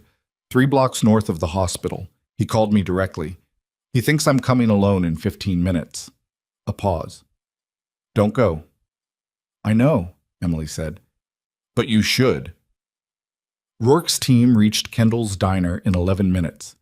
Emily knew this because Rourke called her back at 9:22 to confirm that Garrett had been taken into custody without incident, sitting in a corner booth with a cup of coffee he had barely touched, and a phone on the table in front of him that contained, according to the initial review, 11 months of encrypted communication with Richard Lawson, drafts of fabricated documentation, and a folder of photographs that included images of Emily's handwritten field notes from Kyra Valley. The same notes he had photographed 3 years ago in a forward operating base, kept and held in reserve like a weapon he hadn't needed to use yet. He thought you were coming, Rourke said. He had a prepared statement, written out. He was going to offer you a deal. His silence about Kyra Valley in exchange for yours about Stonebridge. What did he think he had on Kyra Valley? His version of your field notes, reframed. He'd written a narrative around them that made your decisions look like deviation rather than judgment. A pause. It wouldn't have held up. The after-action documentation is clear and the chain of command review is on record, but it would have been ugly, and he knew that, and he was counting on you knowing it too. Emily stood in the hospital parking lot where she had been standing for the past 20 minutes in the cool September air, looking at nothing in particular. He miscalculated. Significantly. Rourke's voice had something in it that was as close to dry satisfaction as a federal agent's voice got during an active operation. He's in custody. The phone is in evidence. We'll have a full forensic review within 48 hours, and based on what the initial screen is showing, the communication record alone is going to close this without ambiguity. A pause. Get some sleep, Carter. Tomorrow is going to be a long day. Emily put the phone in her pocket and stood in the parking lot for another minute. The thing about adrenaline was that it was a loan, not a gift. You borrowed from tomorrow's reserves and tomorrow collected. And what she felt standing in the Stonebridge parking lot at 9:30 in the evening was the full weight of what today had taken, and a tiredness that went down to the bone. Not broken, not even close to broken, just emptied out in the specific way that came after sustained pressure, when the body finally understood it was allowed to stop. She drove home. Her apartment was 12 minutes from the hospital, a second-floor unit in a building that was clean and unremarkable, which was exactly what she had wanted when she moved to West Haven 8 months ago. She had not put much on the walls. She had not spent time making it into something that looked like permanence, because she had not known yet whether she was staying, and then she had been too busy surviving Stonebridge to think about curtains. She heated soup she found in the cabinet. She sat at the kitchen table and ate it, and stared at the surface of the table and let her mind do nothing in particular for 45 minutes. Then she slept, and it was the deep, immediate sleep of someone who had given everything they had and had nothing left to spend on being awake. She was back at the hospital at 7:15 the next morning. The building felt different in the way that buildings felt different when something had fundamentally changed inside them. Same floors, same lights, same PA system calling for the same things. But the particular institutional atmosphere that Lawson had created over 9 years, the low-level tension, the careful navigation, the performance of deference, had a crack in it that even the physical space seemed to register. Grace was at the station. She looked up when Emily came in and said, without preamble, "Fould submitted his statement to the investigators last night, all of it. Good." He named 3 other physicians who contributed complaint notes at Lawson's request. HR is pulling their files. Grace looked at her tablet. Also, a patient family filed a formal complaint this morning about a 2021 surgical outcome. Says they raised it internally 2 years ago and were told it had been reviewed. One of Lawson's buried cases. Looks like it. Grace set the tablet down. There are going to be more. Emily nodded. She already knew that. The structure Lawson had built was the kind of structure that looked solid from the outside and hollow from the inside. And when it came down, it would come down in pieces over weeks and months. Each buried complaint surfacing, each falsified document identified, each patient or provider who had been silenced finding their way back to some version of the record that reflected what had actually happened. It was not going to be clean or fast.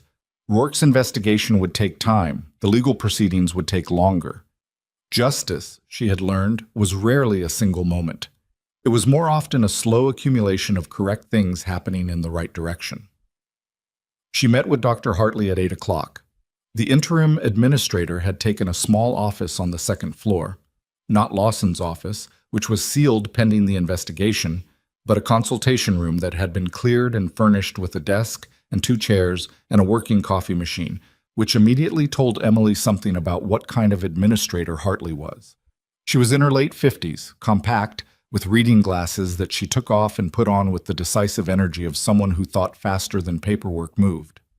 She had been medical director of the satellite clinic for 6 years and had the specific practical competence of someone who had run a resource-limited facility and made it work.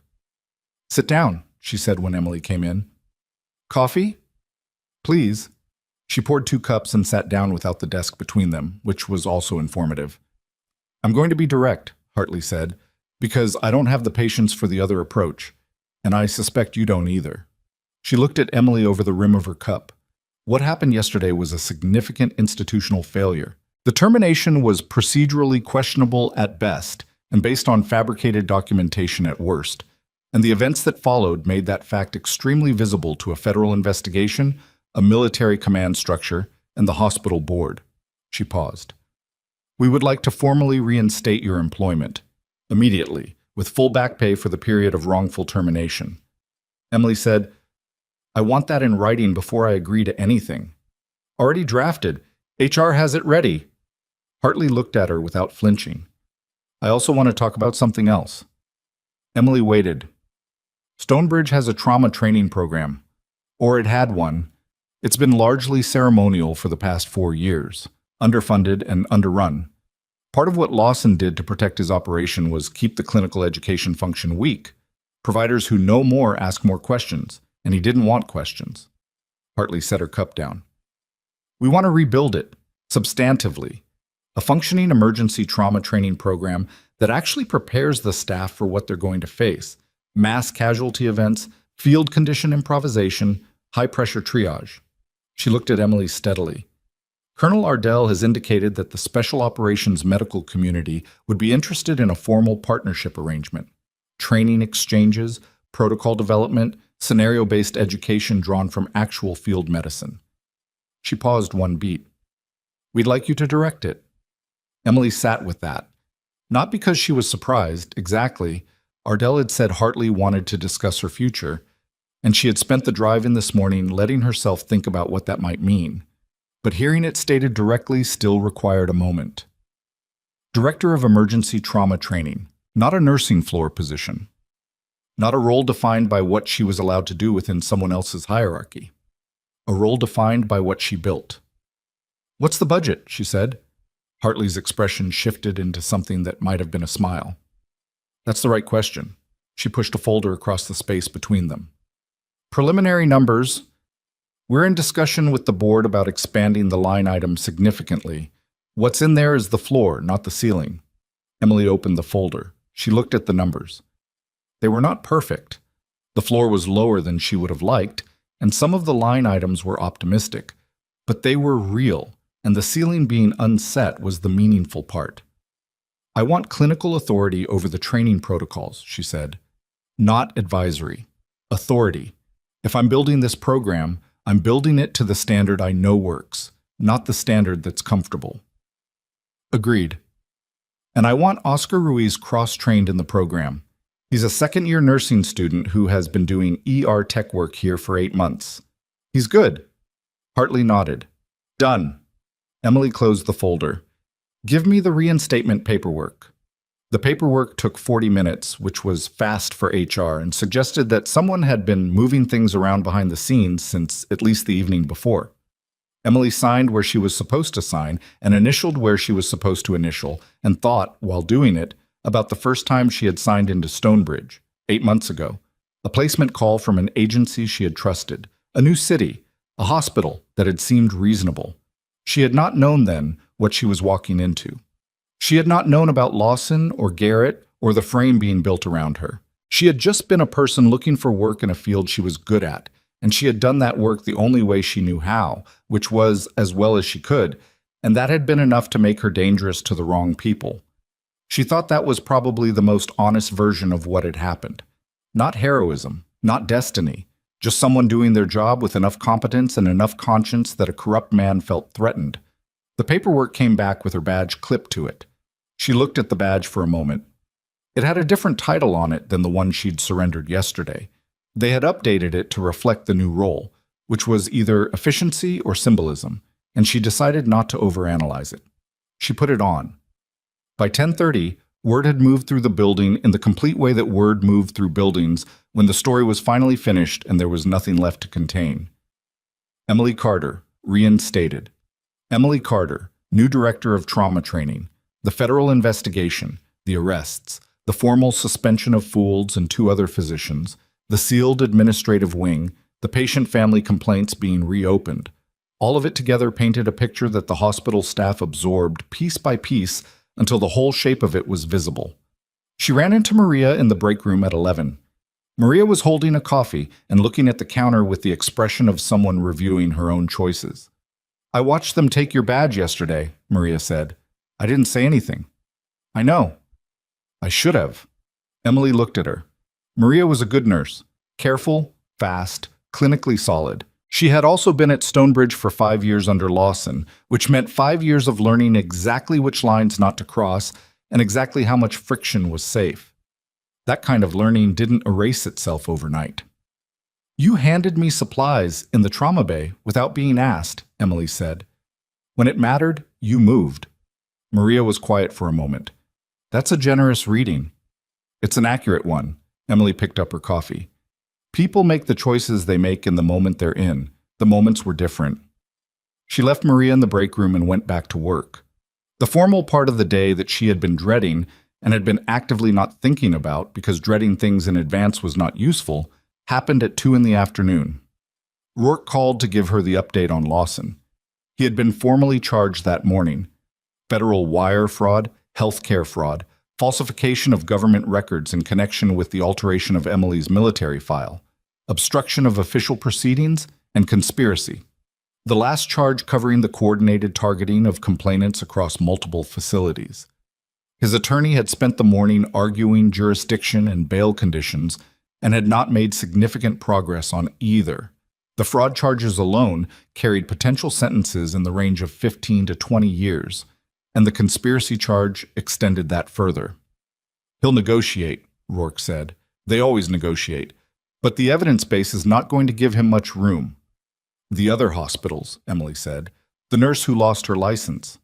We've been in contact. Both cases are being reopened. The licensing board has been formally notified regarding the fraudulent documentation used against the first complainant. That process will take time, but it's moving." A pause. "The family of the patient who died after filing a malpractice complaint, they've been contacted. The case is being reopened through the civil system." Emily said, "What about Garrett?" "Garrett is not negotiating. His attorney is arguing he was providing legitimate consulting services and that the nature of those services has been mischaracterized." Rourke's voice carried the specific flatness of someone who found an argument professionally unimpressive. "The phone record is going to be the end of that argument. 11 months of documented coordination, including several exchanges where the targeting of specific individuals is discussed explicitly." A pause. "He faces federal charges on the records falsification alone. The conspiracy extension means he's looking at comparable exposure to Lawson." Emily was standing at the window of the small office that had been assigned to her.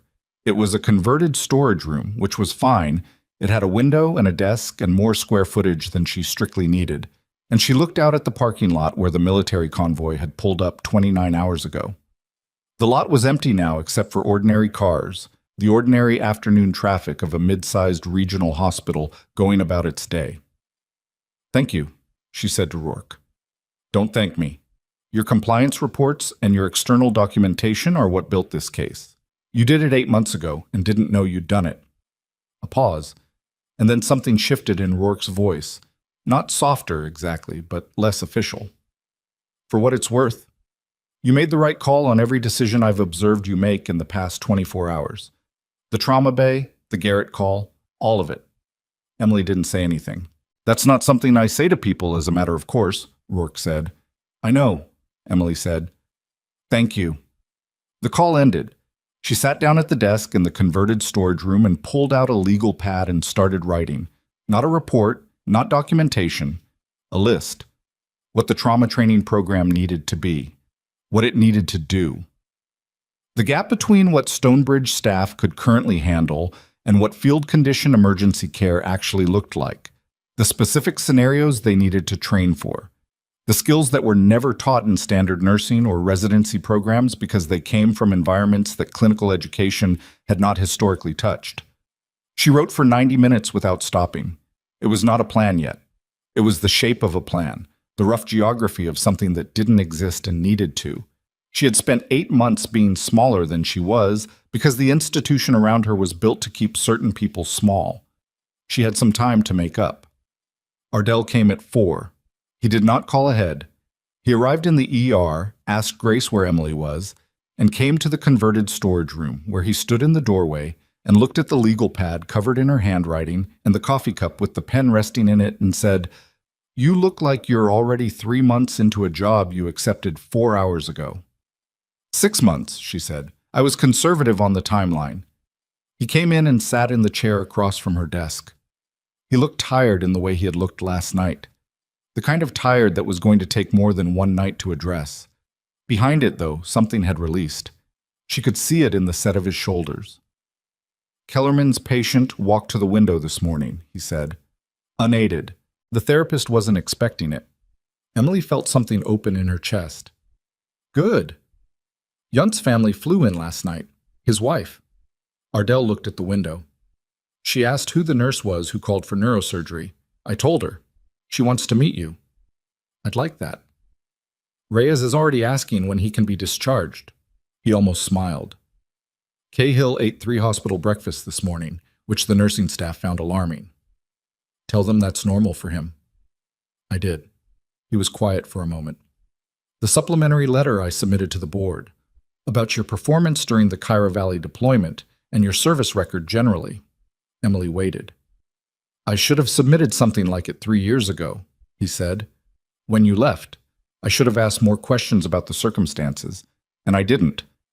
I told myself your discharge was your choice and that it wasn't my place to push. He looked at the desk. That was a failure of leadership on my part. James. She used his first name, which she almost never did, because what she needed to say required it. I made decisions. Some of them I've questioned. Some of them I've stood behind. I left when I left for reasons that were mine, and then someone used those reasons against me, and that was not something you could have predicted. She paused. You showed up yesterday with a convoy and 4 bleeding men, and you told a hospital administrator to step aside. You don't owe me an apology. He looked at her for a long moment. Something moved in his expression that was too contained to name. The partnership with Stonebridge, he said. The training program. I've already had 2 commanders reach out since Rourke's office sent the preliminary report. There's significant interest in the model. Field to civilian skill transfer, real scenario training, bilateral exchange. He paused. It could be bigger than one hospital. I know, Emily said. That's what the list is. He looked at the legal pad again, and this time he did something she had seen him do approximately twice in 8 years of knowing him, which was let an expression of genuine, unguarded respect cross his face without immediately replacing it with something more controlled. He stood. Get some sleep tonight. You said that last night. You also didn't listen last night. You went to the parking lot and answered a call from a federal fugitive. And it worked out. It did. He paused at the door. It almost always does with you. That's not luck. He left without waiting for a response, which was typical, and which she had always understood was his way of saying things he would not say if he gave himself the opportunity to reconsider them. The ceremony happened 2 weeks later. Emily had not been told the full scope of it. She had been told there would be a formal recognition, a military commendation review that Ardell's command had expedited, combined with a hospital acknowledgement of her reinstatement and the launch of the trauma training program. She had expected something modest, a conference room, some paperwork, a few people. She walked out the main entrance at 9 in the morning and stopped.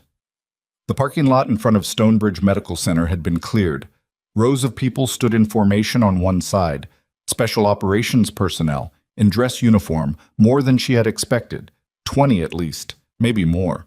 On the other side, hospital staff, not required attendance, not a mandatory event, people who had chosen to come, and the number of them was larger than she would have predicted. Grace was there, Oscar, in a button-down shirt that suggested he had put in effort. Maria. Torres, the military medic, in uniform. Dr. Osei, her surgical cap replaced with civilian clothes. Dr. Kellerman, who caught Emily's eye and nodded once. Sandra Briggs was there. She was standing near the back with her father, who was in a wheelchair and looked considerably more present than he had in room 9 2 weeks ago. He caught Emily's eye and raised one hand in a small, deliberate acknowledgement. Yunt's wife was there, with a woman Emily didn't know who was holding a baby. Yunt himself was not. He was still in recovery, and the distance was not clearable yet. but the presence of his family was its own statement. Reyes and Cahill were there, in civilian clothes, standing slightly apart from the formation in the way that operators stood when they were off duty. At ease, but not entirely at ease, the way it took people time to shed. Local media had positioned themselves at the edge of the lot. A reporter Emily didn't know was speaking into a camera, city council members, the hospital board in a row. And at the front of all of it, Colonel James Ardell, in full dress uniform with Major Winslow beside him holding a case that Emily recognized. She walked out to them.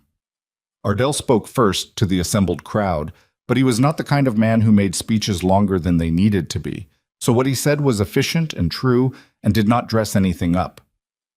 He described the events of 2 weeks ago: the mission, the convoy, the hospital, the trauma bay. He described what Emily had done and what had been done to her, and how those two things existed in the same morning. He said that the Army did not forget the people who served it, and that sometimes the system moves slower than it should, and that what was happening today was the system catching up. Then he turned to Emily and opened the case and said, "Sergeant Emily Carter, in recognition of your service and the life-saving actions performed both during active military deployment and in continued civilian practice, it is my honor to present the Military Outstanding Civilian Service Medal." She had not expected that specific commendation. She kept her face still, which cost her something, and stepped forward and let him pin it, and the assembled soldiers snapped to attention and rendered salute, 20-some pairs of hands rising in unison, and she returned it because it was the right thing to do and because she had earned the right to return it, and she was going to let herself know that. No one spoke for a moment. Then Cahill, who was standing to the left and had apparently decided the moment called for it, started clapping. Reyes joined him. Then the hospital staff, and then it was general and sustained, and Emily stood in the middle of it and felt something she had not felt in a long time, which was the specific weight of being fully seen by the people whose perception of you had been distorted, and having that distortion corrected publicly and completely and without ambiguity. It was not a comfortable feeling. It was not a triumphant feeling, not in the clean way that triumph looked in movies. It was more complicated than that. Gratitude mixed with grief, mixed with something that did not have a clean name. The particular emotion of a person who has been carrying something heavy for a long time and is being relieved of it in public. She did not cry. She was not built for public crying, and she knew it, and that was fine. But her jaw was tight for a different reason than it had been for most of the past 8 months, and she stood straight and let the moment be what it was. Dr. Hartley spoke after Ardell. She announced the formal launch of the Stonebridge Emergency Trauma Training Program and its partnership with the Special Operations Medical Community. She announced Emily's appointment as director. She said several things about institutional accountability and the obligation of healthcare facilities to the people who served in them, and she said them with the bluntness of someone who had spent 2 weeks reviewing what the previous administration had done and had strong feelings about it. Then she said something that Emily had not expected. Richard Lawson operated in this building for 9 years. He was not invisible. The systems that allowed him to operate, the deference, the silence, the willingness to file things away and not ask what happened to them, those systems belong to all of us. Rebuilding this institution means acknowledging that. She paused. Emily Carter filed 4 compliance reports in 8 months. She raised concerns through the correct channels, and they were buried. The appropriate response to that failure is not to congratulate ourselves on the investigation. It is to make sure it cannot happen again. That starts today. There was a silence after she finished that had a different quality than the one after Ardell. Heavier, more internal, the kind that settled over a crowd when something had been said that was true and uncomfortable and necessary. Emily appreciated it. The honest version of accountability was always harder than the celebratory version, and Hartley had offered both in the same speech, which suggested she was going to be a different kind of administrator than the building was used to. After the formal portion, the crowd dispersed in the gradual way of outdoor gatherings when the structure ends and people move back into their ordinary relationships with each other. Emily spoke to Sandra Briggs and shook Walter's hand, which was stronger than she expected. She spoke briefly to Yunt's wife, who said, "He watched the video from his hospital room. He asked me to tell you something." She handed Emily a folded piece of paper. Emily opened it. She didn't flinch. She just moved. D. Yunt, SFC. Emily folded it back up and put it in her pocket. She spent 20 minutes talking with Torres about protocol exchange, what field medicine looked like in the environments where Ardell's teams operated, what civilian emergency medicine missed, where the gaps were. Torres was precise and unsentimental and had opinions, which made her exactly the kind of person Emily wanted involved in building the program. They exchanged numbers. Reyes shook her hand and said nothing, which was a more complete communication than most things said with words.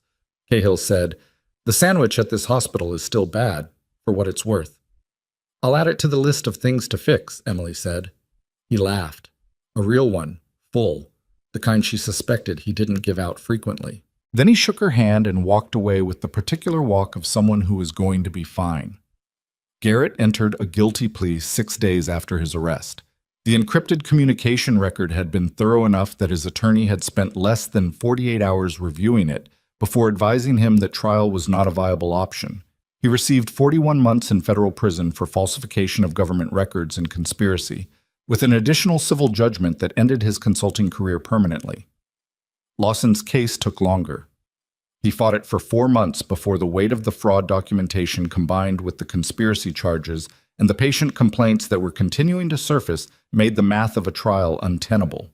He pleaded guilty to federal healthcare fraud, wire fraud, and conspiracy. He was sentenced to 14 years, stripped of his administrative credentials and medical license, and required to pay restitution to the Medicare and Medicaid programs he had defrauded. The sum was substantial. The sentence was real. The nurse who had lost her license had it restored 8 months after Rourke's investigation formally connected the documentation used against her to Garrett's template. It took longer than it should have. Restoration usually did.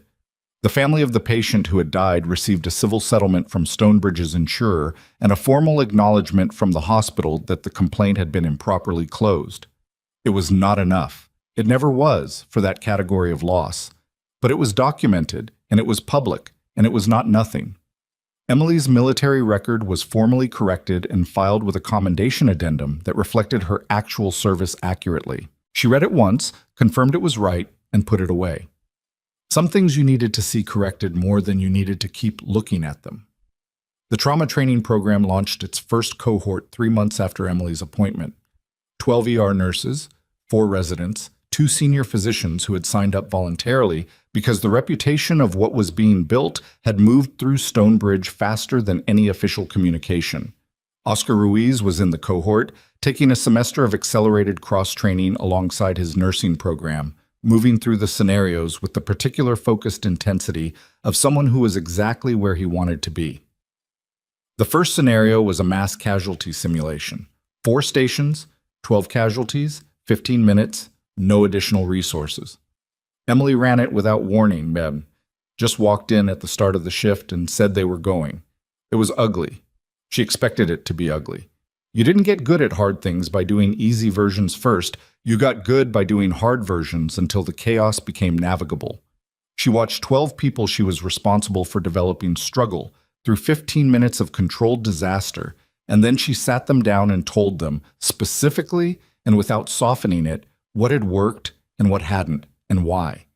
And she watched them listen with the focused discomfort of people who had just discovered the distance between where they were and where they needed to be. That's going to feel like that for a while, she told them. Then it won't. That transition is the whole program. Grace, who had joined the training staff in an advisory capacity because Emily had asked her and she had said yes, caught Emily's eye from across the room and gave her a brief nod that said several things at once, most of them unprintable and all of them supportive. On the afternoon of the program's first cohort graduation, 4 months in, Emily stood in the Stonebridge auditorium and looked at 12 people who were substantially better prepared than they had been when they started. And she thought about the specific nature of what she was doing now versus what she had been doing in the ER 8 months ago. She was still a nurse. She had not stopped being that and did not intend to. But she was also something else now. Something that had not had a name for her until recently, which was a person who built the structures that kept other people capable. The institutional equivalent of what she had done on forward operating bases. Not just providing care in the moment, but building the conditions under which care could be provided reliably, repeatably, by people who might have to do it without her. It was not glamorous. Most of it was curriculum design and scheduling conflicts and budget conversations, and the kind of slow, unglamorous work of building something from the ground up in an institution that was simultaneously trying to run normally and rebuild itself. She was not always patient. She was not always right. She and Hartley disagreed about resource allocation twice in the first 3 months, and one of those disagreements was Emily's fault, and she said so when she understood it, which was not immediately. She was not a perfect person. She had not become one. What she had become was a person who had been tested thoroughly by forces that wanted to diminish her, and who was still standing on the other side of it with a clearer idea of what she was for than she'd had before they tried. Ardell came to the cohort graduation. He sat in the back, in civilian clothes, and did not announce himself, and Emily noticed him anyway because she always noticed Ardell's specific quality of presence in a room. After the ceremony, he found her in the hallway. "Winslow tells me 2 other hospital systems have reached out about replicating the program," he said. "I know. I have meetings next month." He looked at her. "How are you?" She thought about it honestly, the way she did most things. "Better than I was. Still working on some things." That's an honest answer. "You asked an honest question." He nodded. Then he said, "A uniform doesn't make someone capable of this. You know that." "I know." "Character does. The part of you that went back into that trauma bay yesterday morning, and by yesterday I mean the morning 8 months ago when they'd just thrown you out. That part was there before the army, and it was there after, and it was there when nobody was watching, and there was no convoy coming, and no investigation pending." He looked at the hallway, at the Stonebridge walls that had been the site of something significant, and were now just walls again, absorbing the ordinary traffic of a hospital doing its work. That's the part worth keeping. Emily looked at the walls too, at the floor with the repaired crack in the linoleum that maintenance had finally fixed 2 months after she'd noticed it and 6 months after it appeared, at the ceiling lights that no longer buzzed, because Oscar had put in a maintenance request the week after his training cohort started and apparently included it in his incident documentation so prominently that it had finally been addressed. She had been thrown out of this building, had been told, in the clearest institutional language available, that she was not wanted and not valued and not capable. And she was standing in it now as something the building needed, doing work that mattered, surrounded by people who were becoming more capable because she was here. She had not arrived at this moment because someone had recognized her potential and given her a chance. She had arrived at it because she had kept doing her job, kept documenting what she saw, kept raising the things that needed to be raised, kept moving when moving was the only thing that made sense, not because she was sure it would work out, but because the alternative was to stop being the person she was, and that had never been an option she was seriously considering. There was something worth knowing in that, she thought, something that didn't resolve neatly into a lesson because real things rarely did. But if she had to name the shape of it, she would say this: the people who tried to make you small were never actually responding to your smallness. They were responding to your size. And the answer to that had never been to shrink. She had not shrunk. She had also not waited to be saved or recognized or vindicated before she kept working. She had kept working because the work was real, and the people in front of her were real, and the skills in her hands were real, and those things existed independent of what Richard Lawson thought of her, or what notation Philip Garrett inserted into a file. That, she thought, was the part worth keeping.